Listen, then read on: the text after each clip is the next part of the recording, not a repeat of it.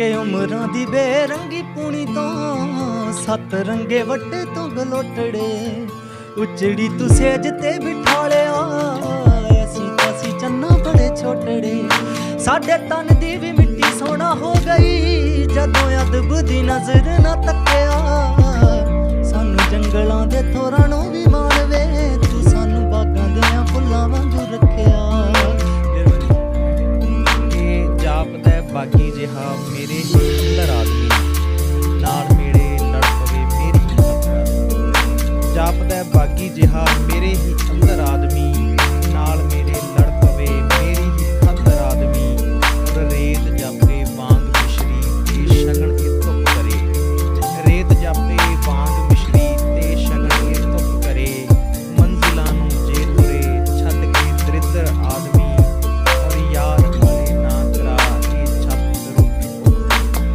याद हाले ना करा ये छत रोटी भुख घट रहा है हाले गिरजे द्वार मंदिर आदमी पर अति शेर है कि ठोकरां तू खाण दे तपदे थलां विच सड़न दे फिर पैदा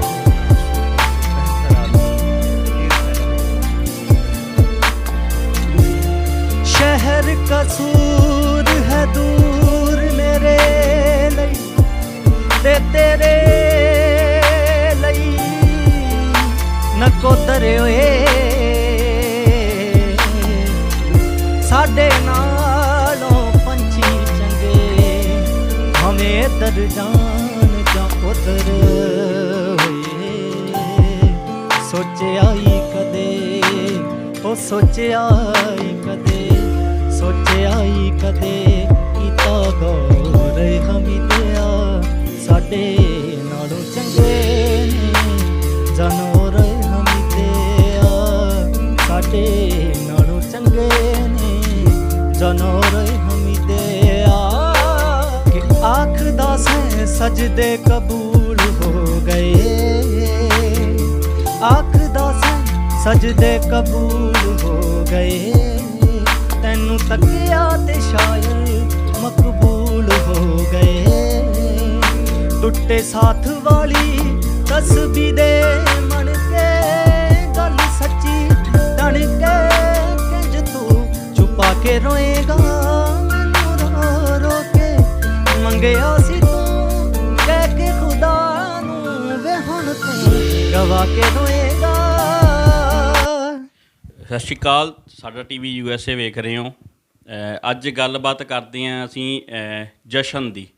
ਜਦੋਂ ਕੋਈ ਜਸ਼ਨ ਮਨਾਉਣੇ ਆ ਅਸੀਂ ਕੋਈ ਵੀ ਚਾਹੇ ਕਿਸੇ ਦੇ ਮੁੰਡਾ ਹੋਵੇ ਚਾਹੇ ਕਿਸੇ ਦੇ ਵਿਆਹ ਹੋਵੇ ਤਾਂ ਇੱਕ ਅਹਿਮ ਰੋਲ ਅਦਾ ਕਰਦੇ ਹੈ ਗੀਤ ਗੀਤ ਗਾਣੇ ਅਤੇ ਗੀਤ ਜਦੋਂ ਹੁੰਦੇ ਹੈ ਗਾਣੇ ਜਦੋਂ ਆਪਾਂ ਸੁਣਦੇ ਹਾਂ ਅਕਸਰ ਆਪਾਂ ਜਾਣਦੇ ਹਾਂ ਗਾਉਣ ਵਾਲਿਆਂ ਨੂੰ ਪਰ ਉਹਨਾਂ ਦੇ ਪਿੱਛੇ ਕੌਣ ਹੁੰਦਾ ਹੈ ਉਹ ਹਮੇਸ਼ਾ ਲੁਕਿਆ ਰਹਿ ਜਾਂਦਾ। ਸੋ ਅਸੀਂ ਤੁਹਾਡੇ ਰੂਬਰੂ ਅਸੀਂ ਕਰਵਾਵਾਂਗੇ ਅੱਜ ਇਹੋ ਜਿਹੇ ਸ਼ਖਸ ਨੂੰ ਜਿਹੜੇ ਗੀਤਕਾਰ ਨੇ। ਗੀਤਕਾਰ ਮੋਸਟਲੀ ਉਹਨਾਂ ਨੂੰ ਕਿਹਾ ਜਾਂਦਾ ਹੈ ਜਿਹੜੇ ਗੀਤ ਲਿਖਦੇ ਨੇ। ਸੋ ਸਾਡੇ ਨਾਲ ਮੌਜੂਦ ਨੇ ਬਾਈ ਮਨਜੀਤ ਜੀ। ਸੋ ਰੂਬਰੂ ਕਰਾਉਣੇ ਆ ਤੁਹਾਨੂੰ ਅਤੇ ਦਿਖਾਉਣੇ ਉਹਨਾਂ ਦੀ ਲਾਈਫ ਦੇ ਵਿੱਚ ਉਹਨਾਂ ਨੇ ਕਿਵੇਂ ਸ਼ੁਰੂਆਤ ਕੀਤੀ ਗਾਣੇ ਲਿਖਣ ਦੀ, ਕੀ ਉਹਨਾਂ ਦੇ ਔਂਕੜਾਂ ਆਈਆਂ ਅਤੇ ਕੀ ਉਹਨਾਂ ਦਾ ਹਿਸਟਰੀ ਰਹੀ ਉਹਨਾਂ ਦੀ ਲਾਈਫ ਦੀ। ਸੋ ਦੋਸਤੋ ਮੌਜੂਦ ਹੈ ਸਾਡੇ ਨਾਲ ਬਾਈ ਮਨਜੀਤ ਸੂਖਮ ਜੀ। ਬਾਈ ਮਨਜੀਤ ਸਭ ਤੋਂ ਪਹਿਲਾਂ ਸਵਾਗਤ ਹੈ ਤੁਹਾਡਾ ਸਾਡੇ ਟੀਵੀ USA 'ਤੇ। ਥੈਂਕ ਯੂ ਬਾਈ ਜੀ, ਬਹੁਤ ਬਹੁਤ ਮਿਹਰਬਾਨੀ ਤੁਹਾਡੀ। ਅੱਛਾ ਬਾਈ ਜੀ, ਤੁਹਾਡੀ ਲਾਈਫ ਦਾ ਤੁਹਾਡੇ ਕੈਰੀਅਰ ਦਾ ਪੀਕ ਪੁਆਇੰਟ ਕੀ ਰਿਹਾ? ਕਿਉਂਕਿ ਤੁਸੀਂ ਗਾਣੇ ਲਿਖਣੇ ਸ਼ੁਰੂ ਕੀਤੇ, ਵਿੱਚ ਪੋਇਟਰੀਆਂ ਲਿਖੀਆਂ, ਵਿੱਚ ਕਿਤਾਬਾਂ ਨੋਵਲ ਵੀ ਲਿਖੇ, ਕਿਤਾਬਾਂ ਵੀ ਤੁਸੀਂ 3-4 ਲਿਖ ਚੁੱਕੇ ਹੋ। ਪੀਕ ਪੁਆਇੰਟ ਕੀ ਸੀ? ਗਾਣਿਆਂ ਵਾਲੇ ਪਾਸੇ ਸੀ ਜਾਂ ਬੁੱਕਸ ਲਿਖਣ ਵਾਲੇ ਪਾਸੇ ਸੀ? ਦੇਖੋ ਭਾਅ ਜੀ, ਕਹਿੰਦੇ ਆ ਕਿ ਸਭ ਤੋਂ ਸੋਹਣੀ ਗੱਲ ਉਹ ਹੁੰਦੀ ਹੈ ਜਿਹੜੀ ਅਜੇ ਕਹੀ ਨਹੀਂ ਗਈ। ਸਭ ਤੋਂ ਸੋਹਣੀ ਚੀਜ਼ ਲਿਖਣ 'ਚ ਉਹ ਹੁੰਦੀ ਹੈ ਜਿਹੜੀ ਅਜੇ ਲਿਖੀ ਨਹੀਂ ਗਈ। ਤਾਂ ਪੀਕ ਪੁਆਇੰਟ ਤਾਂ ਸ਼ਾਇਦ ਅਜੇ ਮੈਂ ਲੱਭ ਰਿਹਾ ਕਿ ਕਿਉਂਕਿ ਅਜੇ ਦੋਨਾਂ ਚੀਜ਼ਾਂ ਨੂੰ ਆਪਾਂ ਤੁਲਨਾ ਕਰੀਏ ਉਹਦੇ ਵਿੱਚ ਅਜੇ ਸਫ਼ਰ 'ਚ ਹੈ। ਅਜੇ ਉਸ ਸਟੇਜ 'ਤੇ ਨਹੀਂ ਆਇਆ ਕਿ ਦੋਨਾਂ ਕੋਈ ਤੁਲਨਾ ਕਰੀਏ। ਗੀਤਕਾਰੀ ਦੇ ਵਿੱਚ ਵੀ, ਗਜ਼ਲ ਦੇ ਵਿੱਚ ਵੀ ਅਤੇ ਕਵਿਤਾ ਦੇ ਵਿੱਚ ਵੀ, ਸਾਰੀਆਂ ਚੀਜ਼ਾਂ ਦੇ ਵਿੱਚ ਅਜੇ ਸਫ਼ਰ 'ਚ ਹਾਂ, ਸਿੱਖ ਰਹੇ ਹਾਂ ਅਤੇ ਕੁਛ ਵਧੀਆ ਕਰਨ ਦੀ ਕੋਸ਼ਿਸ਼ ਕਰ ਰਹੇ ਹਾਂ। ਜਦੋਂ ਉਸ ਸਟੇਜ 'ਤੇ ਪਹੁੰਚਾਂਗੇ, ਉਸ ਤੁਲਨਾ ਦੇ ਲੈਵਲ 'ਤੇ ਪਹੁੰਚਾਂਗੇ, ਫਿਰ ਦੇਖਾਂਗੇ ਕਿਹੜਾ ਪੀਕ ਪੁਆਇੰਟ ਬਣਦਾ ਹੈ। ਅੱਛਾ, ਪਹਿਲਾਂ ਤੁਸੀਂ ਕੀ ਲਿਖਿਆ? ਗਾਣੇ ਲਿਖੇ ਕਿ ਪੋਇਟਰੀਆਂ ਲਿਖੀਆਂ ਕਿ ਨੋਵਲ ਲਿਖੇ? ਪਹਿਲਾਂ ਤੁਹਾਡਾ ਜਿਹੜਾ ਰੁਝਾਨ ਸੀ ਉਹ ਕਿਹੜੇ ਪਾਸੇ ਜ਼ਿਆਦਾ ਸੀ? ਬਾਈ ਜੀ, ਸ਼ੁਰੂਆਤ ਦੇ ਵਿੱਚ ਮੈਂ ਗਾਣੇ ਲਿਖੇ, ਗੀਤ ਲਿਖਣ ਤੋਂ ਮੇਰੀ ਸ਼ੁਰੂਆਤ ਹੋਈ ਹੈ। ਮੈਂ ਸਕੂਲ ਟਾਈਮ ਤੋਂ ਗੀਤ ਲਿਖਣੇ ਸ਼ੁਰੂ ਕਰੇ ਸੀ। ਅੱਛਾ, ਜਿਹੜੇ ਗੀਤ ਲਿਖਣੇ ਤੁਸੀਂ ਸਕੂਲ ਟਾਈਮ ਤੋਂ ਸ਼ੁਰੂ ਕੀਤੇ, ਕਿਹੋ ਜਿਹਾ ਲਿਖਦੇ ਸੀ ਤੁਸੀਂ? ਸੂਫੀ ਲਿਖਦੇ ਸੀ ਜਾਂ ਹਿਪ ਹੌਪ, ਜਾਂ ਕਿੱਦਾਂ ਲਿਖਦੇ ਸੀ ਤੁਸੀਂ? ਹਾਂ ਬਾਈ ਜੀ, ਲਿਖਿਆ ਮੈਂ ਸਾਰੇ ਤਰ੍ਹਾਂ ਦਾ ਹੀ ਹੈ, ਪਰ ਜਿਹੜਾ ਮੇਰਾ ਰੁਝਾਨ ਸੀ ਉਹ ਸ਼ੁਰੂ ਤੋਂ ਰੂਹਾਨੀਅਤ ਨਾਲ ਹੀ ਰਿਹਾ ਕਿ ਮੈਂ ਰੂਹਾਨੀ ਗੀਤ ਲਿਖਾਂ, ਜਾਂ ਮੇਰੀ ਕਵਿਤਾ ਜਾਂ ਗਜ਼ਲ, ਜੋ ਵੀ ਮੈਂ ਕ੍ਰੀਏਟੀਵਿਟੀ ਕਰਦਾ ਹਾਂ, ਉਹਦੇ 'ਚ ਮੇਰੀ ਕੋਸ਼ਿਸ਼ ਇਹ ਹੁੰਦੀ ਹੈ ਕਿ ਜੋ ਚੀਜ਼ ਤੋਂ ਰੂਹ ਤੋਂ ਆਵੇ ਉਹੀ ਅਸਲ 'ਚ ਹੋਵੇ। ਉਸ ਨੂੰ ਜਾਣ ਬੁੱਝ ਕੇ, ਤੋੜ ਮਰੋੜ ਕੇ, ਧੱਕੇ ਨਾਲ ਕਿਸੇ ਤਰ੍ਹਾਂ ਦੀ ਪੋਈਟਰੀ ਜਾਂ ਗੀਤਕਾਰੀ ਨਾ ਕੀਤੀ ਜਾਵੇ। ਅੱਛਾ, ਹੁਣ ਕਿਤਾਬਾਂ ਦੇ ਬਾਰੇ ਗੱਲ ਕਰਦੇ ਹਾਂ। ਤੁਸੀਂ ਕਿੰਨੀਆਂ ਕਿਤਾਬਾਂ ਲਿਖੀਆਂ ਅਤੇ ਕੀ ਟਾਈਟਲ ਸੀ ਕਿਤਾਬਾਂ ਦੇ? ਇਹ ਕਿਸ ਚੀਜ਼ ਬਾਰੇ ਸੀਗੀਆਂ? ਜੀ, ਮੇਰੀਆਂ ਹੁਣ ਤੱਕ 4 ਕਿਤਾਬਾਂ ਛਪੀਆਂ ਨੇ ਬਾਈ ਜੀ। ਪਹਿਲੀ ਕਿਤਾਬ ਸੀ ਕਬਰ ਦਾ ਫੁੱਲ, ਪੋਈਟਰੀ ਦੀ ਕਿਤਾਬ ਸੀ, ਇਹ ਵੀ ਕਵਿਤਾ ਸੀ। ਦੂਸਰੀ ਕਿਤਾਬ ਕਬਰ ਦਾ ਫੁੱਲ, ਇਹ ਕਿਤਾਬ ਵੀ ਕਵਿਤਾ ਦੀ ਸੀ। ਤੀਸਰੀ ਕਿਤਾਬ ਇੱਕ ਨਾਵਲ ਸੀ, ਮੈਂ ਕੌਣ ਹਾਂ, ਜਿਸ ਦਾ ਨਾਮ ਸੀ। ਅਤੇ ਚੌਥੀ ਕਿਤਾਬ ਹੁਣੇ ਰਿਲੀਜ਼ ਹੋਈ ਹੈ ਪਿੱਛੇ ਨਾਭਾ ਕਵਿਤਾ ਉਤਸਵ 'ਤੇ, ਜਿਸ ਦਾ ਨਾਮ ਪਟਵੀਜ਼ਨੇ ਆ। ਅੱਛਾ, ਜਿਹੜੀ ਤੁਸੀਂ ਨਾਵਲ ਲਿਖੀ ਮੈਂ ਕੌਣ ਹਾਂ, ਉਹਦੇ ਵਿੱਚ ਥੋੜ੍ਹੇ ਜਿਹੇ 4 ਲਾਈਨਾਂ ਵੀ ਉਹ ਕਿਸ ਚੀਜ਼ 'ਤੇ ਸੀਗੀ? ਕੀ ਕੁਛ ਸੀ ਉਹਦੇ ਵਿੱਚ? ਉਹ ਨਾਵਲ ਬਾਈ ਜੀ ਇੱਕ ਇੱਦਾਂ ਦੇ ਮੁੰਡੇ ਦੀ ਕਹਾਣੀ ਹੈ, ਇੱਕ ਨਵਾਂ ਨੌਜਵਾਨ ਮੁੰਡੇ ਦੀ ਕਹਾਣੀ ਹੈ, ਜਿਹੜਾ ਸਮਾਜ ਦੇ ਵਿੱਚ, ਸਮਾਜ ਨੂੰ ਦੇਖਣ ਤੋਂ ਬਾਅਦ ਅਚੰਭਿਤ ਹੋ ਜਾਂਦਾ ਹੈ, ਜਾਂ ਉਹਨਾਂ ਚੀਜ਼ਾਂ ਦੇ ਵਿੱਚ ਉਲਝ ਜਾਂਦਾ ਹੈ। ਉਹਨੂੰ ਇਹ ਸਮਝ ਨਹੀਂ ਆਉਂਦੀ ਵੀ ਇਹਦੇ 'ਚ ਸਾਡੀ ਜ਼ਿੰਦਗੀ ਨੂੰ ਅੱਗੇ ਲਿਜਾਣ ਵਾਲੀਆਂ ਚੀਜ਼ਾਂ ਕਿਹੜੀਆਂ ਨੇ, ਅਤੇ ਕਿਹੜੀਆਂ ਚੀਜ਼ਾਂ ਜਿਹੜੀਆਂ ਸਾਡੀ ਜ਼ਿੰਦਗੀ ਦੇ ਵਿੱਚ ਜਾਂ ਸਾਡੀ ਸ਼ਖਸੀਅਤ ਦੇ ਨਿਰਮਾਣ ਦੇ ਵਿੱਚ ਰੁਕਾਵਟਾਂ ਬਣਦੀਆਂ ਨੇ। ਤਾਂ ਉਸੇ ਦੀ ਕਹਾਣੀ ਸੀ ਉਹ ਸਾਰੀ। ਅੱਛਾ ਦੋਸਤੋ, ਮੈਂ ਤੁਹਾਨੂੰ ਦੱਸ ਦਿਆਂ ਕਿ ਬਾਈ ਮਨਜੀਤ ਹੋਣੀ ਬਹੁਤ ਛੋਟੇ ਪਰਿਵਾਰ ਤੋਂ ਉੱਠ ਕੇ ਅੱਜ ਇੱਥੇ ਤੱਕ ਪਹੁੰਚੇ ਨੇ। ਬਹੁਤ ਵੱਡੀ ਗੱਲ ਹੁੰਦੀ ਹੈ ਜਦੋਂ ਇੱਕ ਛੋਟੇ ਪਰਿਵਾਰ ਤੋਂ ਉੱਠ ਕੇ ਵੱਡੀਆਂ ਉਚਾਈਆਂ ਤੱਕ ਪਹੁੰਚਣਾ, ਵੱਡੇ ਲੈਵਲ 'ਤੇ ਪਹੁੰਚਣਾ, ਜਾਂ ਵੱਡਾ ਕੋਈ ਕੰਮ ਕਰਨਾ। ਸੋ ਬਾਈ ਜੀ, ਕਿੰਨੀਆਂ ਔਕੜਾਂ ਆਈਆਂ ਜਦੋਂ ਤੁਸੀਂ ਸ਼ੁਰੂ ਤੋਂ ਲਿਖਣਾ ਸ਼ੁਰੂ ਕੀਤਾ? ਤਾਂ ਇੱਕ ਜਾਂ ਤਾਂ ਹੁੰਦਾ ਹੈ ਕਿ ਵਿਰਾਸਤ 'ਚ ਹੁੰਦਾ, ਜਾਂ ਸਾਡੇ ਕੋਲ ਪੈਸਾ ਹੁੰਦਾ ਤਾਂ ਅਸੀਂ ਆਪ ਦਾ ਪਹੁੰਚ ਜਾਂਦੇ ਹਾਂ, ਪਰ ਜਦੋਂ ਪੈਸਾ ਨਾ ਹੋਵੇ, ਘਰ ਵੰਨੀਓ ਤੰਗੀ ਹੋਵੇ, ਤਾਂ ਫਿਰ ਉੱਤੋਂ ਤੱਕ ਪਹੁੰਚਣਾ ਬਹੁਤ ਔਖਾ ਹੁੰਦਾ। ਕਿੰਨੀਆਂ ਔਕੜਾਂ? ਬਾਈ ਜੀ, ਅਸਲ ਦੇ ਵਿੱਚ ਵਿਰਾਸਤ ਦੇ ਵਿੱਚ ਮੈਨੂੰ ਜੋ ਮਿਲਿਆ, ਉਹ ਮਿਲਿਆ ਪ੍ਰੀਖਿਆ ਮਿਲੀ, ਇਮਤਿਹਾਨ ਮਿਲਿਆ, ਮੁਸ਼ਕਿਲਾਂ ਮਿਲੀਆਂ, ਜਿਨ੍ਹਾਂ ਨੇ ਹੀ ਮੇਰੀ ਸ਼ਖਸੀਅਤ ਨੂੰ ਜਾਂ ਮੈਨੂੰ ਇਸ ਤਰੀਕੇ ਨਾਲ ਬਣਾਇਆ, ਇਸ ਤਰੀਕੇ ਨਾਲ ਤਰਾਸ਼ਿਆ ਕਿ ਮੈਂ ਜੋ ਵੀ ਅੱਜ ਹਾਂ, ਉਹ ਸਾਰਾ ਉਹਨਾਂ ਮੁਸੀਬਤਾਂ ਅਤੇ ਮੁਸ਼ਕਿਲਾਂ ਦਾ ਹੀ ਬਣਾਇਆ ਹੋਇਆ। ਅਤੇ ਸਾਡੀ ਵਿਰਾਸਤ ਦੇ ਵਿੱਚ ਕੋਈ ਲਿਖਣ ਗਾਉਣ ਵਾਲਾ ਜਾਂ ਕਿਤਾਬਾਂ ਪੜ੍ਹਨ ਵਾਲਾ ਰੁਝਾਨ ਦਾ ਕੋਈ ਬੰਦਾ ਨਹੀਂ ਸੀਗਾ। ਮੈਨੂੰ ਲੱਗਦਾ ਮੈਂ ਪਹਿਲਾਂ ਹੀ ਹਾਂ ਜਿਹਦਾ ਕਿਤਾਬਾਂ ਨਾਲ ਇੰਨਾ ਲਗਾਵ ਹੈ। ਸੋ ਬਾਈ ਜੀ, ਜਦੋਂ ਤੁਸੀਂ ਲਿਖਣਾ ਸਟਾਰਟ ਕੀਤਾ, ਤੁਸੀਂ ਗਾਣੇ ਲਿਖੇ, ਕੋਈ ਪਹਿਲਾ ਗਾਣਾ ਜਾਂ ਕੋਈ ਹੋਰ, ਮਤਲਬ ਜਦੋਂ ਤੁਸੀਂ ਲਿਖਣਾ ਸ਼ੁਰੂ ਕੀਤਾ ਉਦੋਂ ਦਾ ਕੋਈ ਗਾਣਾ ਯਾਦ ਹੋਵੇ ਤੁਹਾਨੂੰ? ਨਹੀਂ ਬਾਈ ਜੀ, ਉਦੋਂ ਦਾ ਕੋਈ ਗਾਣਾ ਯਾਦ ਨਹੀਂ ਹੈ ਹੁਣ। ਅੱਛਾ, ਤੁਸੀਂ ਇੱਕ ਟਰੈਕ ਕਰ ਚੁੱਕੇ ਹੋ ਜਿਹੜਾ ਪਿੱਛੇ ਜਾਇਆ ਸੀ, ਹੁਣ ਅੱਗੇ ਵੀ ਹੈ ਤਿਆਰੀ? ਆ ਰਿਹਾ ਕੋਈ ਨਵਾਂ ਟਰੈਕ? ਹਾਂਜੀ ਬਾਈ ਜੀ, ਅਸੀਂ ਜਲਦੀ ਇੱਕ ਨਵਾਂ ਗਾਣਾ ਲੈ ਕੇ ਆ ਰਹੇ ਹਾਂ, ਜਿਸ ਨੂੰ ਬਾਈ ਰਵੀ ਗਿੱਲ ਹੋਰਾਂ ਨੇ ਗਾਇਆ, ਅਤੇ ਇਹ ਰੋਮੈਂਟਿਕ ਸੌਂਗ ਹੈ, ਬੜਾ ਪਿਆਰਾ ਰੂਹਾਨੀ ਸੌਂਗ ਹੈ। ਇਹ ਵੀ, ਇਹਨੂੰ ਜਲਦੀ ਅਸੀਂ ਰਿਲੀਜ਼ ਕਰਾਂਗੇ। ਅੱਛਾ, ਜਿਹੜਾ ਤੁਹਾਡਾ ਪਹਿਲਾ ਟਰੈਕ ਆਇਆ ਬਾਈ ਰਵੀ ਗਿੱਲ ਦੇ ਨਾਲ, ਕਿਵੇਂ ਸਾਂਝ ਕਿਵੇਂ ਹੋਈ ਤੁਹਾਡੀ? ਕਿਉਂਕਿ ਮੋਸਟਲੀ ਇਹ ਹੁੰਦਾ ਕਿ ਜਿਹਦੇ ਕੋਲ ਕੋਈ ਹੈ ਨਹੀਂ ਗਾ ਤਾਂ ਉਹ ਲਿਖ ਤਾਂ ਬਹੁਤ ਸੋਹਣਾ ਲੈਂਦਾ, ਪਰ ਗਾਇਕਾਂ ਤੱਕ ਪਹੁੰਚਣਾ ਵੀ ਬੜਾ ਔਖਾ ਹੁੰਦਾ, ਉਹ ਕਿਵੇਂ?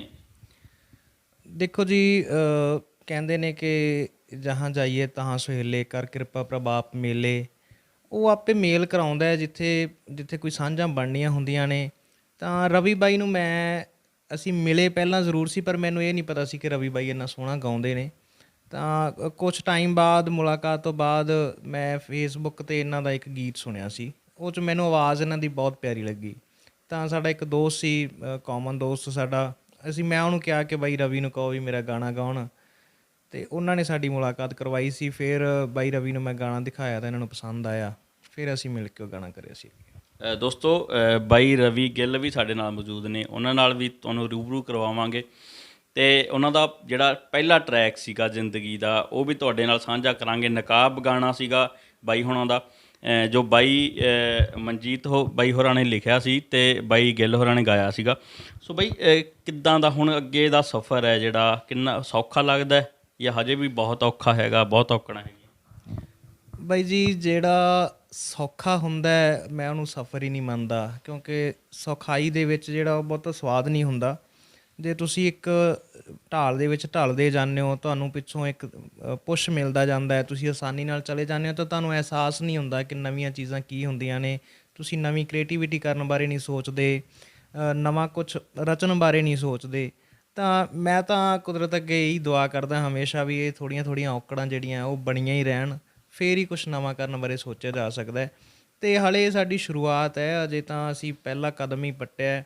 ਅੱਗੇ ਬਹੁਤ ਸਾਰੀਆਂ ਸੰਭਾਵਨਾਵਾਂ ਵੀ ਹਜੇ ਬਾਕੀ ਨੇ, ਅਤੇ ਮੁਸ਼ਕਿਲਾਂ ਜਿਹੜੀਆਂ ਆਉਣਗੀਆਂ ਉਹਨਾਂ ਵਾਸਤੇ ਵੀ ਖਿੜੇ ਮੱਥੇ ਆਪਾਂ ਤਿਆਰ ਹਾਂ। ਇੱਕ ਹਾਲੀ ਨਿਕਲ ਗਏ ਕਿ ਹਲੇ ਨਿਕਲਣਾ ਬਾਕੀ ਹੈ? ਮੈਂ ਤਾਂ ਸੋਚਦਾ ਬਈ ਹਾਲੀ ਬੰਦਾ ਨਹੀਂ ਸਾਰੀ ਉਮਰ ਨਿਕਲਦਾ। ਕਿਉਂ ਨਹੀਂ ਨਿਕਲਦਾ? ਕਿਉਂਕਿ ਜੇ ਆਪਾਂ ਹਾਲੀ ਵਾਲੀ ਗੱਲ ਕਰੀਏ, ਬਲਦਾਂ ਵਾਲੀ ਤਾਂ ਉਹਨਾਂ ਕੋਲ ਇੱਕ ਟਰੈਕ ਹੁੰਦਾ ਵੀ ਆਪਾਂ ਖੇਤ ਜਾਣਾ, ਅਤੇ ਉਹ ਉਸ ਰਾਹ ਦੇ ਹਾਲੀ ਨਿਕਲ ਜਾਂਦੇ ਨੇ। ਜ਼ਿੰਦਗੀ ਜਿਹੜੀ ਆ ਉਹ ਰੋਜ਼-ਰੋਜ਼ ਨਵੇਂ ਰਾਹ ਦਿੰਦੀ ਆ ਆਪਾਂ ਨੂੰ, ਰੋਜ਼ ਨਵੇਂ-ਨਵੇਂ ਇਮਤਿਹਾਨ ਆਪਣੇ ਸਾਹਮਣੇ ਖੜੇ ਕਰਦੀ ਹੈ। ਤਾਂ ਉਹ ਹਰ ਰੋਜ਼ ਨਵਾਂ ਰਾਹ ਅਤੇ ਨਵੇਂ ਰਾਹ ਅਤੇ ਨਵੇਂ ਤਰੀਕੇ ਨਾਲ ਹਾਲੀ ਨਿਕਲਣਾ ਹੁੰਦਾ, ਇਸ ਕਰਕੇ ਬੰਦਾ ਸਿੱਖਦਾ ਸਾਰੀ ਜ਼ਿੰਦਗੀ ਰਹਿੰਦਾ। ਅੱਛਾ ਬਾਈ ਜੀ, ਲਾਈਫ ਜਿਹੜੀ ਅੱਜ ਤੱਕ ਦੀ ਤੁਹਾਡੀ ਰਹੀ ਹੈ, ਉਹਦੇ ਬਾਰੇ ਕੁਛ ਗੱਲਾਂ ਸਾਂਝੀਆਂ, ਕੁਛ ਮਤਲਬ ਇਹੋ ਜਿਹੀਆਂ ਗੱਲਾਂ ਜਿਹੜੀਆਂ ਆਉਣ ਵਾਲੇ ਟਾਈਮ 'ਚ ਜਦੋਂ ਇਹ ਇਤਿਹਾਸ ਬਣਨਾ ਹੈ ਤਾਂ ਲੋਕਾਂ ਨੇ ਵੇਖਣਾ ਹੈ ਕਿ ਬਾਈ ਹੋਰਿਆਂ ਦੀ ਜਿਹੜੀ ਪਿੱਛੋਂ ਦੀ ਲਾਈਫ ਕੀ ਰਹੀ ਹੈ, ਉਹਦੇ ਬਾਰੇ ਕੋਈ ਚਾਰ ਗੱਲਾਂ ਸਾਂਝੀਆਂ ਕਰੋ। ਬਾਈ ਜੀ, ਸਫ਼ਰ ਔਖਾ ਰਿਹਾ, ਕਾਫੀ ਔਖਾ ਰਿਹਾ, ਕਿਉਂਕਿ ਉਹਦੇ ਵਿੱਚ ਕਾਫੀ ਸਾਰੀਆਂ ਦਿੱਕਤਾਂ ਸੀ, ਪਰਿਵਾਰਕ ਤੌਰ 'ਤੇ ਪਰੇਸ਼ਾਨੀਆਂ ਸੀ। ਫਾਦਰ ਸਾਹਿਬ ਛੋਟੀ ਉਮਰ 'ਚ ਚਲੇ ਗਏ ਸੀ, ਤਾਂ ਉਸ ਤੋਂ ਬਾਅਦ ਇੱਕ ਜ਼ਿੰਮੇਵਾਰੀ ਸੀ ਪਰਿਵਾਰ ਨੂੰ ਸੰਭਾਲਣ ਦੀ। ਛੋਟੀਆਂ ਭੈਣਾਂ ਸੀ, ਮਾਂ ਸੀ, ਉਹਨਾਂ ਨੂੰ ਵੀ ਸੰਭਾਲਣਾ ਸੀ। ਫਿਰ ਫਾਈਨੈਂਸ਼ੀਅਲੀ ਪ੍ਰੋਬਲਮਸ ਜਿਹੜੀਆਂ ਆਪਣੇ ਸਭ ਦੀਆਂ ਹੈ ਹੀ, ਉਹ ਪਰੇਸ਼ਾਨੀਆਂ ਹੁੰਦੀਆਂ ਨੇ। ਉਹ ਵੀ ਆਪਾਂ ਮੰਨੀਏ ਜਾਂ ਨਾ ਮੰਨੀਏ, ਉਹ ਵੀ ਬਹੁਤ ਕਿਤੇ ਆਪਣੇ ਰਸਤਿਆਂ ਦੇ ਵਿੱਚ ਰੁਕਾਵਟਾਂ ਬਣਦੀਆਂ ਨੇ ਆਪਣੇ ਸੁਪਨਿਆਂ ਨੂੰ ਪੂਰੇ ਕਰਨ ਦੇ ਵਿੱਚ। ਪਰ ਫਿਰ ਵੀ ਇੱਕ ਕੁਦਰਤ ਨੇ ਇੱਦਾਂ ਦਾ ਬਲ ਬਖਸ਼ਿਆ ਸੀ, ਜਾਂ ਕਹਿ ਲਓ ਵੀ ਉਹ ਘਰ ਦੇ ਮਾਹੌਲ ਨੇ, ਜਾਂ ਜੋ ਵੀ ਇਨਵਾਇਰਮੈਂਟ ਮਿਲਿਆ ਸੀ, ਉਸ ਨੇ ਇੱਕ ਅੰਦਰ ਇੱਕ ਸ਼ਕਤੀ ਭਰੀ ਹੋਈ ਸੀ, ਇੱਕ ਬਲ ਭਰਿਆ ਹੋਇਆ ਸੀ। ਮਨ 'ਚ ਲੱਗਦਾ ਸੀ ਹਮੇਸ਼ਾ ਵੀ ਸੂਖਮ, ਤੂੰ ਦੁਨੀਆ ਦੇ ਕੁਛ ਅਲੱਗ ਕਰਨ ਵਾਸਤੇ ਆਇਆ। ਕੁਦਰਤ ਨੇ ਤੈਨੂੰ ਇੱਕ ਵੱਖਰਾ ਕਾਜ ਦੇ ਕੇ ਦੁਨੀਆ 'ਤੇ ਭੇਜਿਆ, ਅਤੇ ਤੂੰ ਉਸ ਨੂੰ ਨੇਪਰੇ ਚਾੜਨਾ। ਇਹ ਸਭ ਛੋਟੀਆਂ ਛੋਟੀਆਂ ਚੀਜ਼ਾਂ ਤੇਰੇ ਰਸਤੇ ਦੀਆਂ ਰੁਕਾਵਟਾਂ ਨੇ, ਇਹਨਾਂ ਦੇ ਵਿੱਚ ਉਲਝਣਾ ਨਹੀਂ ਹੈ। ਬਸ ਉਹ ਕਮਲ ਵਾਂਗੂ ਚਿੱਕੜ ਦੇ ਵਿੱਚ ਵੀ ਰਹਿਣਾ ਅਤੇ ਖਿੜਕੇ ਵੀ ਰਹਿਣਾ ਹੈ, ਖੁਸ਼ਬੂਦਾਰ ਵੀ ਰਹਿਣਾ ਹੈ।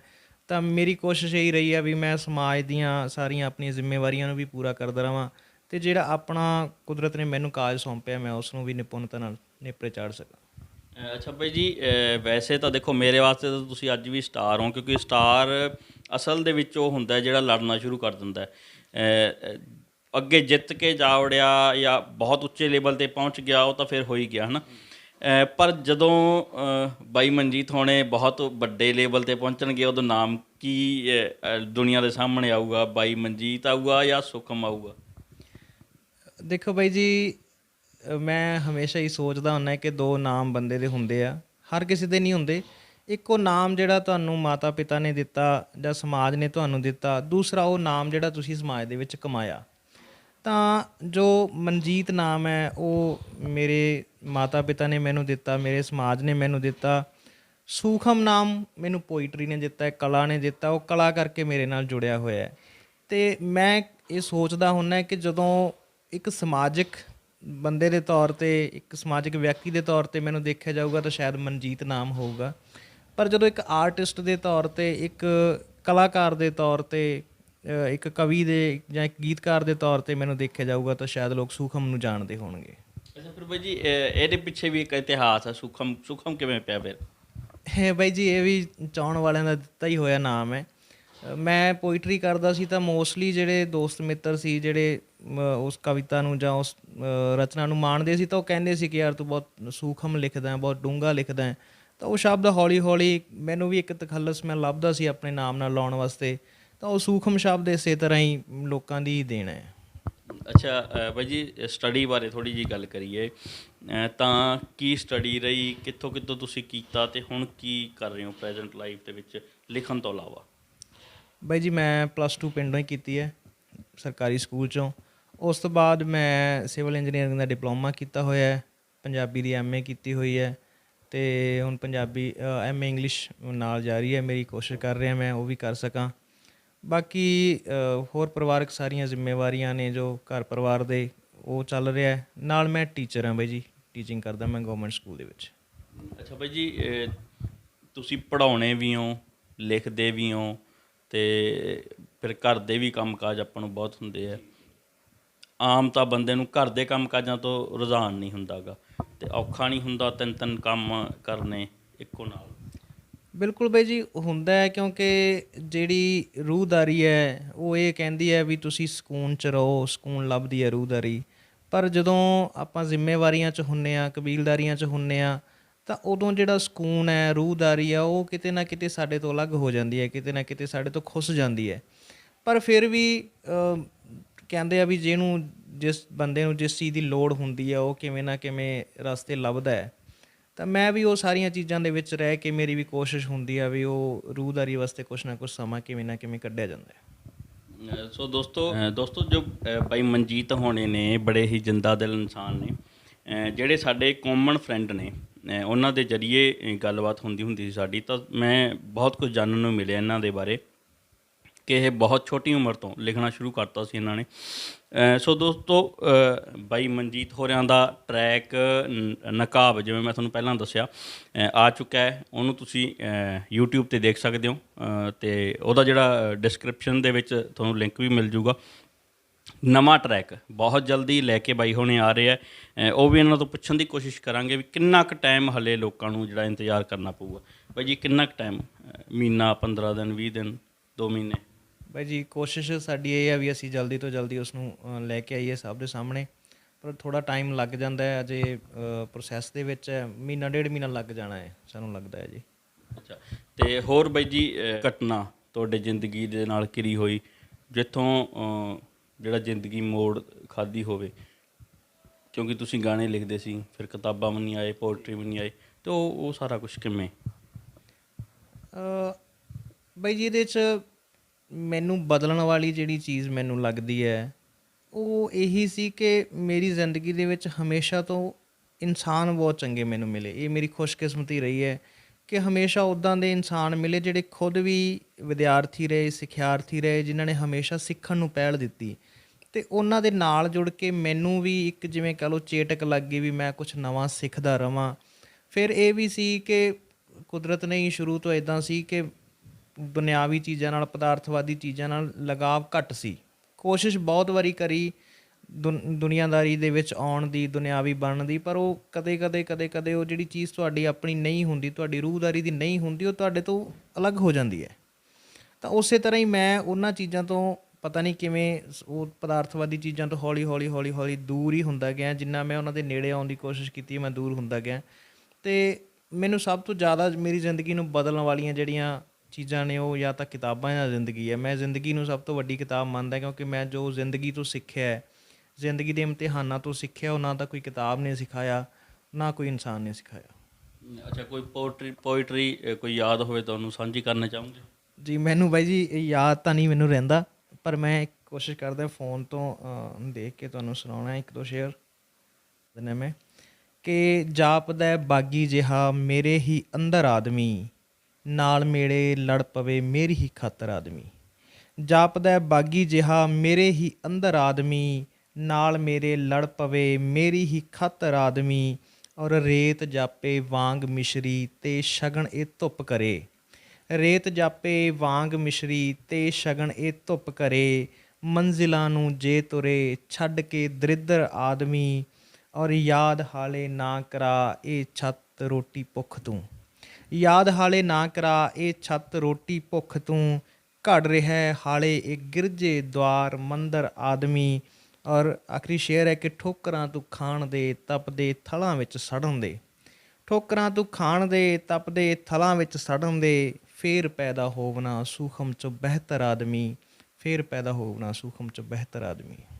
ਅੱਛਾ, ਹਲੇ ਬਾਈ ਜੀ ਦਾ ਕਹਿਣਾ ਹੈ ਕਿ ਹਲੇ ਪੈਦਾ ਨਹੀਂ ਹੋਏ ਹੈ। ਪੈਦਾ ਦਾ ਸੈਂਸ ਇਹ ਹੁੰਦਾ ਕਿ ਹਲੇ ਵੱਡੇ ਲੈਵਲ 'ਤੇ ਇਹ ਨਹੀਂ ਆਏ ਹੈ, ਸੋ ਹਲੇ ਪੈਦਾ ਹੋ ਰਹੇ ਨੇ। ਵੱਡੇ ਪਰਦਿਆਂ 'ਤੇ ਜਲਦੀ ਹੀ ਤੁਹਾਨੂੰ ਸੁਖਮ ਬਾਈ ਮਿਲਣਗੇ, ਇਹ ਸਾਡੀ ਗੁਜ਼ਾਰਿਸ਼ ਹੈ ਰੱਬ ਤੋਂ।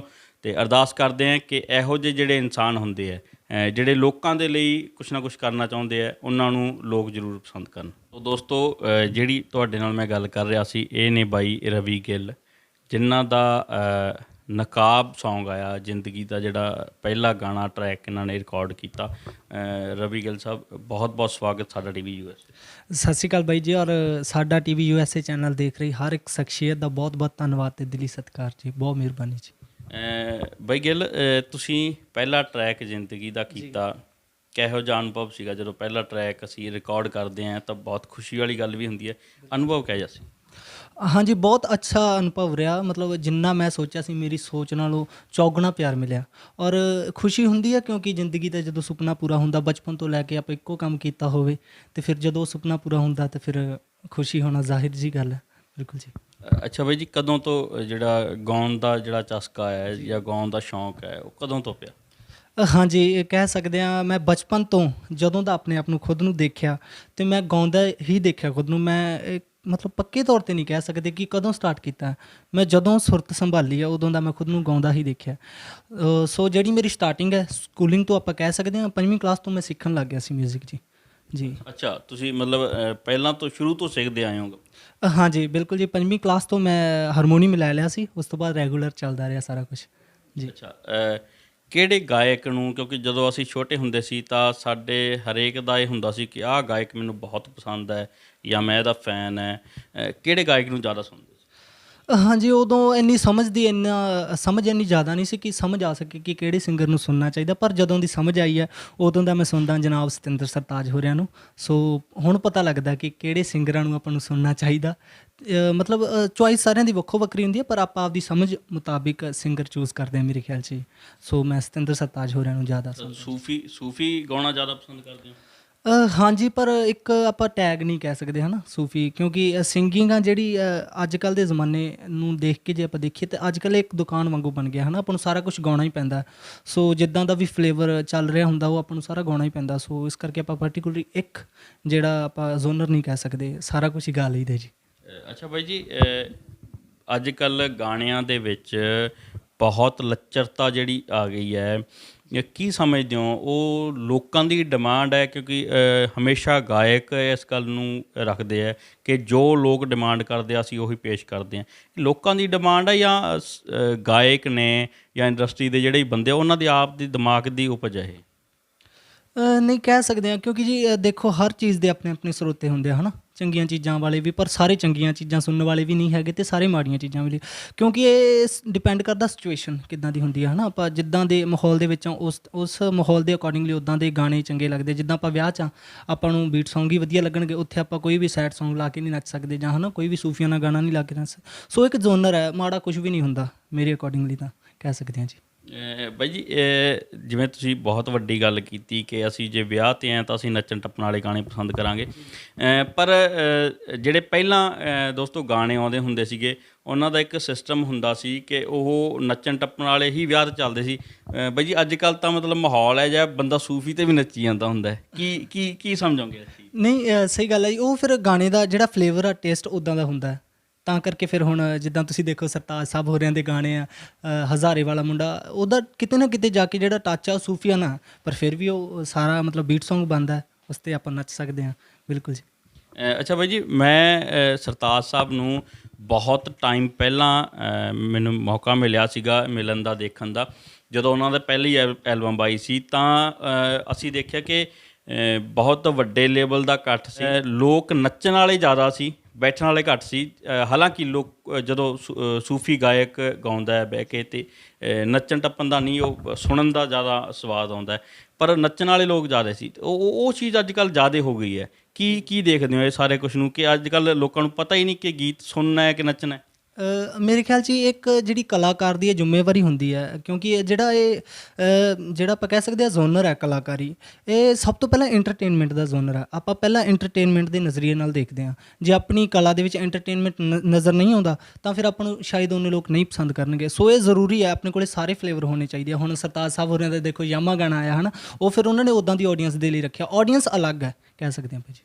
ਅੱਛਾ ਬਾਈ ਜੀ, ਸਰਤਾਜ ਸਾਹਿਬ ਨੂੰ ਛੱਡ ਕੇ ਹੋਰ ਕਿਹੜੇ ਦੋ ਚਾਰ ਜਿਹੜੇ ਗਾਇਕ ਹੈ, ਫੀਮੇਲ ਨੇ ਜਾਂ ਮੇਲ ਨੇ, ਜਿਹੜੇ ਇੰਡਸਟਰੀ ਦੇ ਵਿੱਚ ਵਾਕਿਆ ਉਹ ਆਪਣਾ ਨਾਂ ਜਿਹੜਾ ਹੈਗਾ ਅਤੇ ਪੰਜਾਬੀ ਮਾਂ ਬੋਲੀ ਦੀ ਸੇਵਾ ਕਰਦੇ?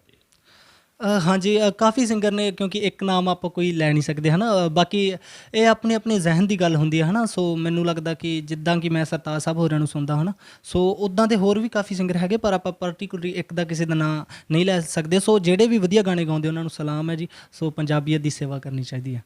ਅੱਛਾ ਬਾਈ ਜੀ, ਹੁਣ ਜਿਹੜਾ ਕਿਸਾਨੀ ਸੰਘਰਸ਼ 'ਚ ਚੱਲਿਆ ਹੋਇਆ ਹੈ, ਤਾਂ ਸਾਰੇ ਗਾਇਕਾਂ ਨੇ, ਚਾਹੇ ਉਹ ਸੂਫੀ ਗਾਉਂਦਾ ਸੀ, ਚਾਹੇ ਉਹ ਬਦਮਾਸ਼ੀ 'ਤੇ ਗਾਉਂਦਾ ਸੀ, ਚਾਹੇ ਉਹ ਨਸ਼ੇ 'ਤੇ ਗਾਉਂਦਾ ਸੀ, ਉਹਨਾਂ ਨੇ ਛੱਡ ਕੇ ਹੁਣ ਕਿਸਾਨੀ 'ਤੇ ਆ ਗਏ ਆ ਸਾਰੇ। ਤੁਹਾਨੂੰ ਲੱਗਦਾ ਹੈ ਕਿ ਇਹ ਇੱਕ ਬਹੁਤ ਵੱਡਾ ਚੇਂਜ ਆ ਰਿਹਾ ਹੈ ਇੰਡਸਟਰੀ ਦੇ ਵਿੱਚ? ਹਾਂਜੀ, ਇਹ ਬਹੁਤ ਵੱਡੀ ਗੱਲ ਹੈ। ਇਹ ਸਾਰੇ ਵਧਾਈ ਦੇ ਪਾਤਰ ਨੇ, ਆਪਣੇ ਜਿੰਨੇ ਵੀ ਪੰਜਾਬੀ ਇੰਡਸਟਰੀ ਦੇ ਸਿੰਗਰ ਹੈ, ਕਿਉਂਕਿ ਇਹ ਬਹੁਤ ਵੱਡੀ ਗੱਲ ਹੈ। ਕਿਉਂਕਿ ਸਾਰੇ ਇਕਜੁੱਟ ਹੋ ਕੇ ਚੱਲ ਰਹੇ, ਜੋ ਕਿ ਅੱਜ ਕੱਲ੍ਹ ਬਹੁਤ ਜ਼ਰੂਰਤ ਵੀ ਹੈ। ਸੋ ਇੱਕ ਇਹ ਬਹੁਤ ਮਾਣ ਵਾਲੀ ਗੱਲ ਆਪਾਂ ਜਿਹੜੀ ਕਹਿ ਸਕਦੇ ਹਾਂ। ਇਹਦੇ ਨਾਲ ਕਿ ਬਹੁਤ ਅੱਛਾ ਮੈਸੇਜ ਮਿਲ ਰਿਹਾ, ਕਿਉਂਕਿ ਲੋਕ ਸਿੰਗਰਾਂ ਨੂੰ ਫੋਲੋ ਕਰਦੇ ਆ। ਜਦੋਂ ਉਹ ਖੁਦ ਕਿਸਾਨਾਂ ਦੇ ਹੱਕ ਦੀ ਗੱਲ ਕਰਦੇ ਆ, ਅਤੇ ਫਿਰ ਜਿਹੜੀ ਉਹਨਾਂ ਨੂੰ ਫੋਲੋ ਕਰਨ ਵਾਲੇ ਲੋਕ ਆ, ਉਹ ਜ਼ਾਹਿਰ ਜਿਹੀ ਗੱਲ ਆ ਕਿ ਉਹ ਵੀ ਉਹਨਾਂ ਦੇ ਪਿੱਛੇ ਇਸ ਸੰਘਰਸ਼ ਨੂੰ ਜਿਹੜਾ ਤਰਜੀਹ ਦਿੰਦੇ ਆ। ਅੱਛਾ ਬਾਈ ਜੀ, ਤੁਸੀਂ ਕਾਲਜ ਕਿੱਥੋਂ ਕੀਤਾ ਅਤੇ ਉੱਥੇ ਤੁਹਾਡੇ ਗਾਇਕੀ ਦਾ ਕਿੰਨਾ ਕੁ ਜ਼ਿਆਦਾ ਰੋਲ ਰਿਹਾ? ਹਾਂਜੀ, ਮੇਰੀ +2 ਤੋਂ ਬਾਅਦ ਜਿਹੜੀ ਗ੍ਰੈਜੂਏਸ਼ਨ DAV ਕਾਲਜ ਮਲੋਟ ਹੋਈ ਹੈ, ਔਰ ਬਹੁਤ ਹੀ ਅੱਛਾ ਰਿਸਪੌਂਸ, ਸਾਰਿਆਂ ਦਾ ਬਹੁਤ ਅੱਛਾ ਸਾਥ ਮਿਲਿਆ। ਕਾਲਜ ਯੂਥ ਫੈਸਟੀਵਲ ਵਗੈਰਾ ਦੇ ਵਿੱਚ ਸਿੰਗਿੰਗ, ਸ਼ਬਦ ਗਾਇਨ, ਫੋਕ ਸੌਂਗ ਸਾਰਿਆਂ ਦੇ ਵਿੱਚ ਫਸਟ ਪ੍ਰਾਈਜ਼। ਔਰ ਇਸ ਤੋਂ ਇਲਾਵਾ ਇੰਸਟਰੂਮੈਂਟ ਮੈਂ ਹਾਰਮੋਨੀਅਮ ਪਲੇ ਕਰ ਲੈਂਦਾ ਜੀ, ਤੁੰਬੀ ਕਰ ਲਈਦੀ ਆ, ਤਬਲਾ, ਢੋਲਕ, ਮਤਲਬ ਕੋਸ਼ਿਸ਼ ਕਰ ਲਈਦੀ ਹੈ ਗਿਟਾਰ ਵਗੈਰਾ ਸਾਰੇ ਇੰਸਟਰੂਮੈਂਟ ਪਲੇ ਕਰ ਸਕੀਏ ਔਰ ਗਾ ਵੀ ਸਕੀਏ ਜੀ। ਦੋਸਤੋ, ਇਹ ਵਾਅਦਾ ਅਸੀਂ ਤੁਹਾਡੇ ਨਾਲ ਕਰਦੇ ਹਾਂ, ਜਦੋਂ ਬਾਈ ਹੋਰਾਂ ਨਾਲ ਦੁਬਾਰੇ ਮੀਟਿੰਗ ਹੋਊਗੀ ਤਾਂ ਬਾਈ ਹੋਰਾਂ ਤੋਂ ਥੋੜ੍ਹਾ ਬਹੁਤ ਵਜਾ ਕੇ ਵੀ ਅਸੀਂ ਤੁਹਾਨੂੰ ਸੁਣਾਵਾਂਗੇ ਕਿ ਜਿਹੜੇ ਇਹਨਾਂ ਦੇ ਤੁੰਬੀ ਪਲੇ ਕਰਦੇ ਨੇ ਜਾਂ ਹਾਰਮੋਨੀਅਮ, ਉਹ ਕਿੱਦਾਂ ਦਾ ਹੈ। ਸੋ ਬਾਈ, ਕਦੇ ਇਹ ਤੁਹਾਡਾ ਪਹਿਲਾ ਟਰੈਕ ਆਇਆ, ਉਸ ਤੋਂ ਪਹਿਲਾਂ ਕਦੇ ਕੋਸ਼ਿਸ਼ ਨਹੀਂ ਕੀਤੀ ਜਾਂ ਫਿਰ ਕੋਈ ਵਿਧੀ ਨਹੀਂ ਬਣੀ ਟਰੈਕ ਰਿਕਾਰਡ ਕਰਨ ਦੀ? ਨਹੀਂ, ਹਾਂਜੀ ਕਹਿ ਸਕਦੇ ਆ, ਪਰ ਮੈਨੂੰ ਲੱਗਦਾ ਜਿਹੜਾ ਕੰਮ ਜਦੋਂ ਹੋਣਾ ਹੋਵੇ ਉਦੋਂ ਹੀ ਹੁੰਦਾ ਜੀ। ਆਪਾਂ ਜ਼ਬਰਦਸਤੀ ਨਾਲ, ਹੁਣ ਮੇਰਾ ਜੀ ਤਾਂ ਕਰਦਾ ਸੀ ਬਹੁਤ ਪਹਿਲਾਂ ਹੋ ਜੇ ਹੈ ਨਾ, ਪਰ ਮੈਨੂੰ ਲੱਗਦਾ ਕੁਦਰਤ ਨੇ ਜਿੱਦਾਂ ਉਹ ਚੀਜ਼ ਨੂੰ ਮਾਪਿਆ ਹੁੰਦਾ ਹੈ ਨਾ, ਉਹ ਜਦੋਂ ਹੋਣਾ ਉਦੋਂ ਹੀ ਹੁੰਦਾ। ਜਿੱਦਾਂ ਬਾਈ ਮਨਜੀਤ ਸੁਖਮ ਸਾਹਿਬ ਮੈਨੂੰ ਮਿਲੇ, ਉਹਨਾਂ ਦਾ ਗਾਣਾ ਮੈਂ ਦੇਖਿਆ, ਸੋ ਇੱਕ ਸਬੱਬ ਬਣਿਆ ਮਿਲਣ ਦਾ। ਸੋ ਪਤਾ ਹੀ ਨਹੀਂ ਲੱਗਿਆ ਕਦੋਂ ਰਿਕਾਰਡ ਹੋ ਗਿਆ ਜੀ ਆਪਣੇ ਆਪ। ਅੱਛਾ, ਬਾਈ ਮਨਜੀਤ ਹੋਰਾਂ ਨਾਲ ਗੱਲਬਾਤ ਕਰ ਰਹੇ ਸੀ ਤਾਂ ਉਹਨਾਂ ਨੇ ਦੱਸਿਆ ਕਿ ਉਹਨਾਂ ਨੇ ਤੁਹਾਡਾ ਇੱਕ ਗਾਣਾ ਸੁਣਿਆ ਫੇਸਬੁੱਕ 'ਤੇ। ਤੁਹਾਨੂੰ ਪਤਾ ਉਹ ਕਿਹੜਾ ਗਾਣਾ ਸੀ? ਹਾਂਜੀ, ਬਾਈ ਹੋਰੀ ਗੱਲ ਕਰਦੇ ਹੁੰਦੇ, ਉਹ ਹਮੀਦਿਆ ਗਾਣਾ ਜੀ, ਫੇਸਬੁੱਕ 'ਤੇ ਮੈਂ ਗਾ ਕੇ ਪਾਇਆ ਹੋਇਆ ਸੀ ਬਾਈ ਹੋਰਾਂ ਨੇ। ਜੇ ਤੁਸੀਂ ਕਹੋ ਮੈਂ ਉਹ ਸੁਣਾ ਵੀ ਦਿੰਦਾ ਤੁਹਾਨੂੰ। ਹਾਂਜੀ, ਉਸੀ ਕੇ ਸ਼ਹਿਰ ਕਸੂਰ ਹੈ ਦੂਰ ਮੇਰੇ ਲਈ ਤੇ ਤੇਰੇ ਲਈ ਨਕੋਦਰ ਓਏ, ਸਾਡੇ ਨਾਲੋਂ ਪੰਛੀ ਚੰਗੇ ਭਾਵੇਂ ਇੱਧਰ ਜਾਣ ਜਾਂ ਉੱਧਰ ਹੋਏ। ਸੋਚਿਆ ਈ ਕਦੇ, ਹੋ ਸੋਚਿਆ ਈ ਕਦੇ, ਸੋਚਿਆ ਈ ਕਦੇ, ਕੀਤਾ ਗੌਰ ਹਮੀਦਿਆ, ਸਾਡੇ ਨਾਲੋਂ ਚੰਗੇ ਨੇ ਜਾਨੋਰ ਹਮੀਦਿਆ, ਸਾਡੇ ਨਾਲੋਂ ਚੰਗੇ ਨੇ ਜਾਨੋਰ ਹਮੀਦਿਆ ਹੋਏ। ਸੋ ਇਹ ਗੀਤ ਸੀਗਾ ਜੀ। ਅੱਛਾ, ਇਹ ਬਾਈ ਜੀ ਕਿਹਦਾ ਲਿਖਿਆ ਹੋਇਆ ਹੈ, ਕਿੱਥੋਂ ਤੁਹਾਨੂੰ ਮਿਲਿਆ? ਹਾਂਜੀ, ਇਹ ਮੇਰੇ ਸਿੰਗਰ ਦਾ ਨਾਮ ਨਹੀਂ ਮੇਰੇ ਯਾਦ ਜੀ। ਮੈਂ ਬਹੁਤ ਪਹਿਲਾਂ ਸੁਣਿਆ ਸੀ, ਮੇਰੇ ਖਿਆਲ 'ਚ ਮੈਂ 5ਵੀਂ 6ਵੀਂ ਕਲਾਸ 'ਚ ਸੀ ਜਦੋਂ। ਜਿੱਥੇ ਵੀ ਮੈਂ ਗਾਣਾ ਗਾਇਆ ਉਹ ਬਹੁਤ ਹੀ ਅੱਛਾ, ਮਤਲਬ ਹੈ ਨਾ, ਹੁੰਗਾਰਾ ਮਿਲਿਆ ਮੈਨੂੰ ਉਦੋਂ ਤੋਂ। ਮਤਲਬ ਮੇਰੀ ਜਿਹੜੀ ਜੜ ਬਣਦੀ ਗਈ ਹੈ ਨਾ ਵੀ ਯਾਰ ਇਸੇ ਲਾਈਨ ਦੇ ਵਿੱਚ ਜਾਣਾ ਚਾਹੀਦਾ। ਵਾਲੇ ਪਾਸੇ ਤੁਸੀਂ ਸ਼ੁਰੂ ਤੋਂ ਜਾਂਦੇ ਸੀ? ਹਾਂਜੀ, ਕਹਿ ਸਕਦੇ ਆ, ਕਿਉਂਕਿ ਉਦੋਂ ਜ਼ਹਿਨ ਦੇ ਵਿੱਚ ਇੱਕ ਚੀਜ਼ ਸੀ ਕਿ ਚੰਗਾ ਗਾਇਆ ਜਾਵੇ। ਸ਼ੁਰੂ ਤੋਂ ਹੀ ਲੱਗਦਾ ਸੀ ਕਿ ਇੱਦਾਂ ਦਾ ਗਾਣਾ ਹੋਵੇ ਜਿਹੜਾ ਰੂਹ ਨੂੰ ਟੱਚ ਕਰੇ ਹੈ ਨਾ। ਜਿਹੜੇ ਗਾਣੇ ਮੈਨੂੰ ਦਿਲ ਤੋਂ ਚੰਗੇ ਲੱਗਦੇ ਸੀ, ਮੈਂ ਸਕੂਲਾਂ ਦੇ ਵਿੱਚ ਵੀ ਹਮੇਸ਼ਾ ਡਿਫਰੈਂਟ ਸੌਂਗ ਗਾਏ ਨੇ। ਮੈਨੂੰ ਹਮੇਸ਼ਾ ਕੁਐਸਚਨ ਹੁੰਦਾ ਸੀ ਟੀਚਰਸ ਦਾ ਕਿ ਇਹ ਗਾਣਾ ਅਸੀਂ ਰਵੀ ਕਦੇ ਪਹਿਲਾਂ ਸੁਣਿਆ ਨਹੀਂ ਹੋਇਆ ਹੈ ਨਾ, ਤੂੰ ਕਿੱਥੋਂ ਲੈ ਕੇ ਆਉਣਾ ਗਾਣੇ। ਮੈਂ ਕਦੇ ਵੀ ਸੇਮ ਗਾਣਾ ਨਹੀਂ ਗਾਇਆ, ਕਦੇ ਵੀ। ਸਕੂਲ ਦੇ ਵਿੱਚ, ਕਾਲਜ ਦੇ ਵਿੱਚ ਹਮੇਸ਼ਾ ਇੱਕ ਨਵਾਂ ਚੀਜ਼ ਗਾਉਣ ਦੀ ਕੋਸ਼ਿਸ਼ ਕਰੀਏ, ਕਿਉਂਕਿ ਬਾਕੀ ਚੀਜ਼ਾਂ ਆਡੀਅנס ਨੇ ਆਪਣੇ ਆਪ ਸੁਣ ਲੈਣੀਆਂ ਹੈ ਨਾ। ਮੇਰੀ ਕੋਸ਼ਿਸ਼ ਹੁੰਦੀ ਹੈ ਕਿ ਉਹਨਾਂ ਨੂੰ ਉਹ ਚੀਜ਼ ਸੁਣਾਈ ਜਾਵੇ ਜਿਹੜੀ ਉਹਨਾਂ ਨੇ ਸ਼ਾਇਦ ਸੁਣਨੀ ਵੀ ਨਹੀਂ ਅਤੇ ਕਦੇ ਸੁਣੀ ਵੀ ਨਹੀਂ ਹੋਈ।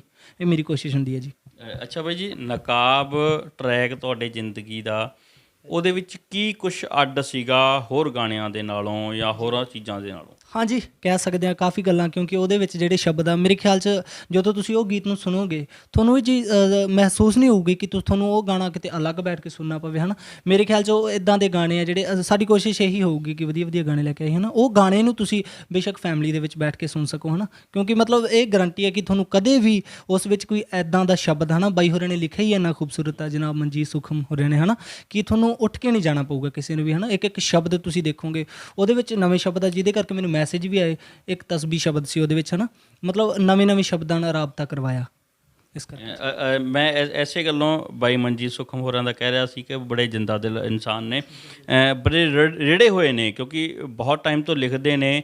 ਹਾਲਾਂਕਿ ਮੈਂ ਇੰਨਾ ਕੁਝ ਨਹੀਂ ਜਾਣਦਾ ਸੀ, ਪਰ ਜਿਹੜੇ ਸਾਡੇ ਕਾਮਨ ਫਰੈਂਡ ਨੇ ਉਹ ਦੱਸਦੇ ਹੁੰਦੇ ਸੀ ਕਿ ਉਹਨਾਂ ਦੀ ਜਿਹੜੀ ਲਿਖਤ ਹੈ ਉਹ ਬਹੁਤ ਡੂੰਘੀ ਹੁੰਦੀ ਹੈ। ਉਹਨਾਂ ਦੀ ਲਿਖਤ ਪੜ੍ਹ ਕੇ ਬੰਦੇ ਨੂੰ ਰਿਅਲਾਈਜ਼ ਹੁੰਦਾ ਹੈ ਕਿ ਹਾਂ ਅਸੀਂ ਕੁਛ ਨਾ ਕੁਛ ਪੜ੍ਹਿਆ ਹੈ। ਅਤੇ ਇਹ ਤੁਹਾਡਾ ਉਹਨਾਂ ਨਾਲ ਰਾਬਤਾ ਹੋਇਆ, ਅਤੇ ਹੁਣ ਇਹ ਜਿਹੜਾ ਰਾਬਤਾ ਹੈ ਇਹ ਦੁਨੀਆ ਦੇ ਵਿੱਚ ਜਾਂ ਲੋਕਾਂ ਨੂੰ ਕੀ ਨਵਾਂ ਕੁਛ ਤੁਸੀਂ ਪਰੋਸੋਗੇ? ਹਾਂਜੀ ਅਸੀਂ ਕੋਸ਼ਿਸ਼ ਕਰਾਂਗੇ ਕਿ ਵਧੀਆ ਵਧੀਆ ਜਿਹੜੀ ਹੈ ਨਾ ਲਿਖਤ ਆ ਲੋਕਾਂ ਦੇ ਸਾਹਮਣੇ ਹਾਜ਼ਰ ਕਰੀਏ ਜੀ। ਸੋ ਕੋਸ਼ਿਸ਼ ਹੈ ਵਧੀਆ ਵਧੀਆ ਗਾਣੇ ਲੈ ਕੇ ਆਈਏ ਜੀ। ਅੱਛਾ ਬਾਈ ਜੀ, ਤੁਸੀਂ ਜਦੋਂ ਇਹਨਾਂ ਦੇ ਨਾਲ ਕਰਦੇ ਹੋ ਅਤੇ ਤੁਸੀਂ ਗਾਣੇ ਹੁਣ ਅਗਲਾ ਵੀ ਤੁਹਾਡਾ ਜਲਦੀ ਆ ਰਿਹਾ ਜਿਵੇਂ ਬਾਈ ਮਨਜੀਤ ਸੁਖਮ ਨੇ ਕਿਹਾ, ਅਤੇ ਤੁਸੀਂ ਜਿਹੜੀ ਆਪਾਂ ਸ਼ੁਰੂ 'ਚ ਗੱਲ ਕੀਤੀ ਲੱਚਰਤਾ ਵਾਲੀ, ਉਹ ਚੀਜ਼ ਕਿਤੇ ਨਾ ਕਿਤੇ ਕੰਟਰੋਲ ਕਰਨ ਦੀ ਕੋਸ਼ਿਸ਼ ਕਰੋਗੇ?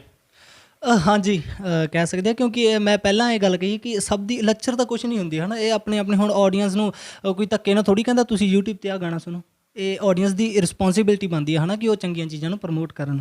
ਸੋ ਸਾਡੀ ਤਾਂ ਕੋਸ਼ਿਸ਼ ਇਹੀ ਹੈ ਜੀ ਕਿ ਮਤਲਬ ਵਧੀਆ ਜਿਹੜਾ ਵੀ ਕੁਛ, ਜੇ ਕਮਰਸ਼ੀਅਲ ਵੀ ਗਾਵਾਂਗੇ ਤਾਂ ਉਹਦੇ ਵਿੱਚ ਵੀ ਕੋਈ ਨਾ ਕੋਈ ਮੈਸੇਜ ਹੋਵੇ। ਮੇਰੇ ਖਿਆਲ 'ਚ ਇਹੀ ਹੈ, ਸਾਡੀ ਕੋਸ਼ਿਸ਼ ਇਹੀ ਰਹੇਗੀ ਜੀ। ਅੱਛਾ ਬਾਈ ਜੀ, ਜਿਵੇਂ ਹੁਣ ਮੈਂ ਇੱਕ ਸਿੱਧੂ ਮੂਸੇਵਾਲਾ ਜਾਂ ਹੋਰ ਨੇ ਕਰਨ ਔਜਲਾ ਜਾਂ ਹਥਿਆਰਾਂ ਨੂੰ ਜ਼ਿਆਦਾ ਪ੍ਰਮੋਟ ਕਰ ਰਹੇ ਨੇ, ਨਸ਼ੇ ਨੂੰ ਜ਼ਿਆਦਾ। ਤੁਹਾਨੂੰ ਲੱਗਦਾ ਹੈ ਕਿ ਨਸ਼ੇ ਨੂੰ ਜਾਂ ਹਥਿਆਰਾਂ ਨੂੰ ਪ੍ਰਮੋਟ ਕਰਕੇ ਅਸੀਂ ਤਾਂ ਅੱਗੇ ਵੱਧ ਜਾਂਗੇ, ਪਰ ਆਉਣ ਵਾਲੀ ਪੀੜ੍ਹੀ ਹੈ ਜਾਂ ਜਿਹੜੀ ਅੱਜ ਦੀ ਜਨਰੇਸ਼ਨ ਨੇ ਉਹ 'ਤੇ ਬਹੁਤ ਇੱਕ ਗਲਤ ਪ੍ਰਭਾਵ ਪੈ ਰਿਹਾ? ਜੀ ਜੀ ਹਾਂਜੀ ਕਹਿ ਸਕਦੇ ਹਾਂ ਪ੍ਰਭਾਵ ਪੈਂਦਾ, ਕਿਉਂਕਿ ਮਿਊਜ਼ਿਕ ਜਿਹੜੀ ਇੱਦਾਂ ਦੀ ਚੀਜ਼ ਆ ਉਹ ਜਿਹੜੀ ਜਿੱਦਾਂ ਦਾ ਵੀ ਹੋਏਗਾ ਉਸ ਦਾ ਪ੍ਰਭਾਵ ਲੋਕਾਂ 'ਤੇ ਪੈਂਦਾ। ਤੁਸੀਂ ਦੇਖੋ ਜਦੋਂ ਅਸਲੇ ਨਹੀਂ ਹੁੰਦੇ ਸੀ, ਹੈ ਨਾ, ਜ਼ਿਆਦਾ ਸੰਗੀਤ ਨਹੀਂ ਹੁੰਦਾ ਸੀ, ਗੁਰੂ ਗੋਬਿੰਦ ਸਿੰਘ ਹੋਰੀ ਉਹ ਲੋਕਾਂ ਨੂੰ ਮੋਟੀਵੇਟ ਕਿੱਦਾਂ ਕਰਦੇ ਸੀ, ਹੈ ਨਾ, ਸਿੰਘਾਂ ਨੂੰ ਕਿੱਦਾਂ ਮੋਟੀਵੇਟ ਕਰਦੇ ਸੀ। ਉਹ ਗਾਉਂਦੇ ਸੀ ਵਾਰਾਂ। ਸੋ ਇੱਕ ਮਿਊਜ਼ਿਕ, ਉਹ ਇੱਕ ਅਲੱਗ ਤਰ੍ਹਾਂ ਦਾ ਮਿਊਜ਼ਿਕ, ਉਹ ਵਾਰਾਂ ਦੇ ਨਾਲ ਉਹਨਾਂ ਨੂੰ ਮਾਰਨ ਲਈ ਤਿਆਰ ਕਰ ਦਿੰਦੇ ਆ। ਉਹ ਵਾਰਾਂ ਜੋਸ਼ ਭਰ ਦਿੰਦੀਆਂ ਸੀ। ਸੋ ਆਪਾਂ ਕਹਿ ਸਕਦੇ ਵੀ ਜਦੋਂ ਆਪਾਂ ਗਾ ਕੇ ਕਿਸੇ ਇਨਸਾਨ ਨੂੰ ਮਾਰਨ ਲਈ ਆਪਾਂ ਕਹਿ ਸਕਦੇ ਹਾਂ ਤਿਆਰ ਕਰ ਸਕਦੇ ਹਾਂ, ਤਾਂ ਫਿਰ ਮਿਊਜ਼ਿਕ ਦਾ ਓਬੀਅਸਲੀ ਗੱਲ ਹੈ ਕਿ ਪ੍ਰਭਾਵ ਪੈਂਦਾ ਲੋਕਾਂ 'ਤੇ, ਜਿੱਦਾਂ ਦਾ ਆਪਾਂ ਉਹਨਾਂ ਨੂੰ ਸੁਣਾਵਾਂਗੇ, ਹੈ ਨਾ, ਅਤੇ ਪ੍ਰਭਾਵ ਪੈਣਾ ਜ਼ਾਹਿਰ ਜੀ ਗੱਲ ਹੈ, ਪੈ ਹੀ ਜਾਂਦਾ ਜੀ। ਅੱਛਾ ਬਾਈ ਜੀ, ਨਕਾਬ ਗਾਣੇ ਦੀਆਂ ਦੋ ਲਾਈਨਾਂ ਸਾਡੇ ਨਾਲ ਸਾਂਝੀਆਂ ਜ਼ਰੂਰ ਕਰੋ। ਹਾਂਜੀ ਸੋ ਉਹ ਸੀ ਕਿ ਆਖਦਾ ਸੈਂ ਸਜਦੇ ਕਬੂਲ ਹੋ ਗਏ, ਆਖਦਾ ਸੈਂ ਸਜਦੇ ਕਬੂਲ ਹੋ ਗਏ, ਤੈਨੂੰ ਤੱਕਿਆ ਤੇ ਸ਼ਾਇਰ ਮਕਬੂਲ ਹੋ ਗਏ, ਟੁੱਟੇ ਸਾਥ ਵਾਲੀ ਤਸਬੀਹ ਦੇ ਮਣ ਕੇ, ਗੱਲ ਸੱਚੀ ਟਣ ਕੇ ਕਿੰਜ ਤੂੰ ਛੁਪਾ ਕੇ ਰੋਏਗਾ, ਮੈਨੂੰ ਰੋ ਰੋ ਕੇ ਮੰਗਿਆ ਸੀ ਤੂੰ ਕਹਿ ਕੇ ਖੁਦਾ ਨੂੰ, ਵੇ ਹੁਣ ਤੂੰ ਗਵਾ ਕੇ ਰੋਏਗਾ। ਸੋ ਇਹ ਨਕਾਬ ਬੜਾ ਅੱਛਾ ਗਾਣਾ। ਮੈਂ ਵੈਸੇ ਇਹ 2-3 ਵਾਰੀ ਸੁਣਿਆ ਹੋਇਆ।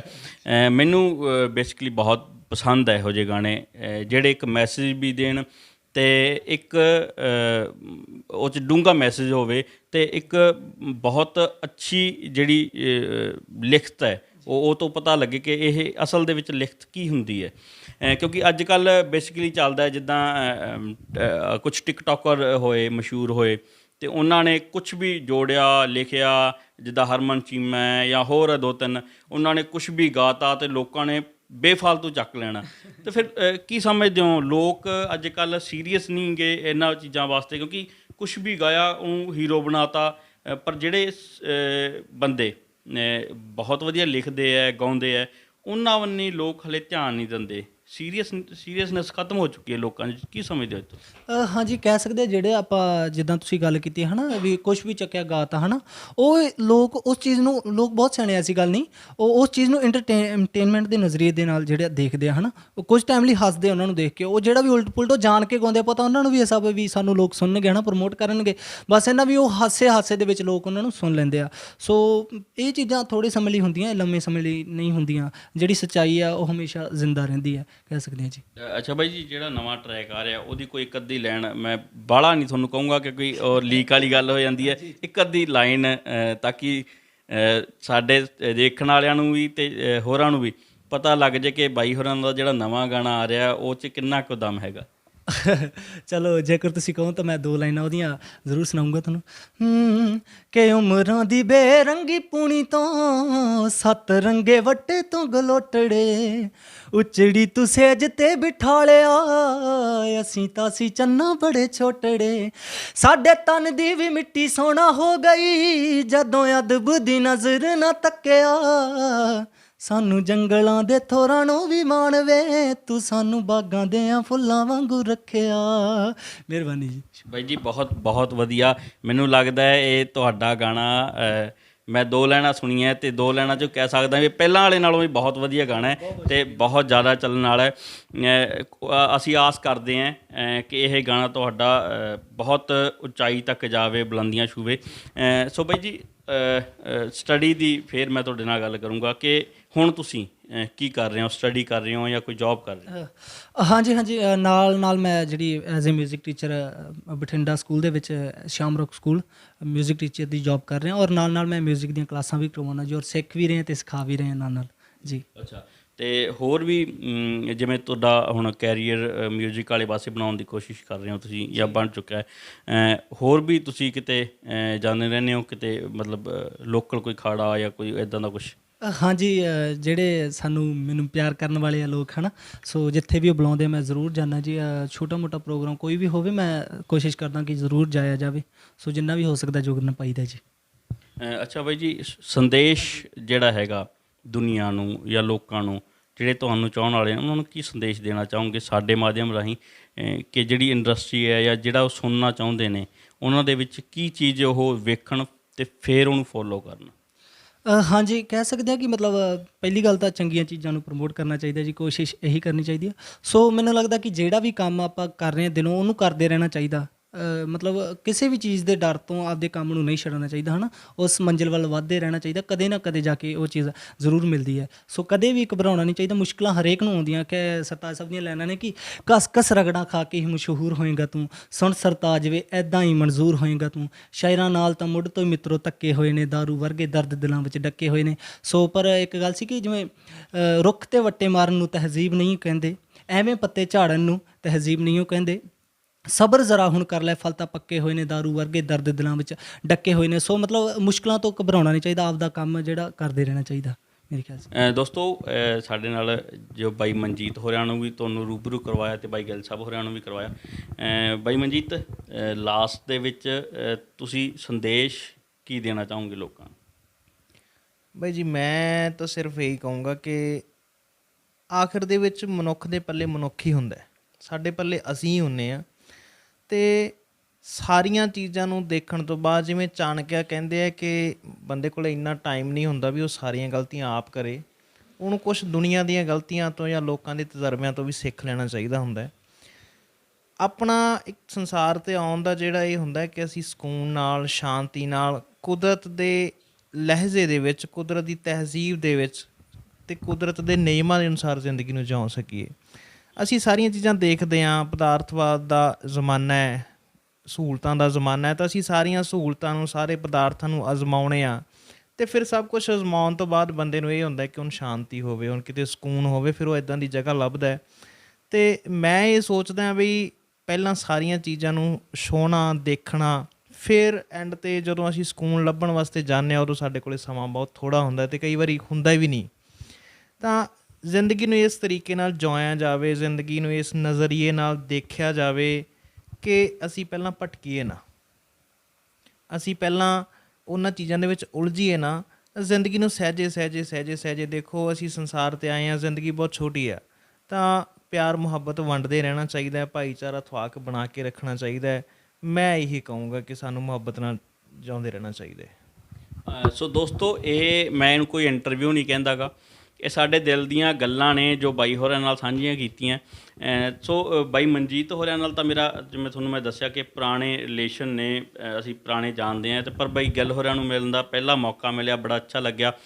ਅਤੇ ਇਹਨਾਂ ਦਾ ਜਿਹੜੇ ਨਵਾਂ ਰਿਕਾਰਡ ਆ ਰਿਹਾ ਹੈ, ਨਵਾਂ ਟਰੈਕ ਆ ਰਿਹਾ, ਉਹ ਜਲਦੀ ਤੁਹਾਡੇ ਸਾਹਮਣੇ ਹੋਊਗਾ। ਬਹੁਤ ਬਹੁਤ ਧੰਨਵਾਦ ਹੈ ਬਾਈ ਮਨਜੀਤ ਤੁਹਾਡਾ ਅਤੇ ਬਾਈ ਗਿੱਲ ਸਾਹਿਬ ਤੁਹਾਡਾ ਵੀ। ਅਤੇ ਇਹ ਜਿਵੇਂ ਮੈਂ ਤੁਹਾਨੂੰ ਦੱਸਿਆ ਕਿ ਇਹ ਕੋਈ ਇੰਟਰਵਿਊ ਨਹੀਂ, ਇਹ ਸਾਡੇ ਦਿਲ ਦੀਆਂ ਗੱਲਾਂ ਨੇ। ਜਦੋਂ ਬਾਈ ਹੋਰੇ ਵੱਡੇ ਸਟੇਜ 'ਤੇ ਪਹੁੰਚਣਗੇ ਅਤੇ ਉਦੋਂ ਕਿਤੇ ਨਾ ਕਿਤੇ ਸਾਨੂੰ ਵੀ ਇਹ ਹੌਸਲਾ ਹੋਊਗਾ ਕਿ ਇਹਨਾਂ ਦੀ ਇੱਕ ਪੌੜੀ ਅਸੀਂ ਬਣੇ ਇਹਨਾਂ ਨੂੰ ਉੱਪਰ ਲੈ ਕੇ ਜਾਣ ਵਾਸਤੇ, ਅਤੇ ਕਿਤੇ ਨਾ ਕਿਤੇ ਬਾਈ ਹੋਰੇ ਵੀ ਯਾਦ ਰੱਖਣਗੇ ਕਿ ਸਾਡਾ TV USA ਇਹਨਾਂ ਦੇ ਨਾਲ ਖੜਾ ਸੀ। So camera person Manpreet Singh ਦੇ ਨਾਲ ਬਲਕਰਨ ਸਿੰਘ ਡੱਬ ਵਾਲੀ, ਸਾਡਾ TV USA ਮਲੋਟ।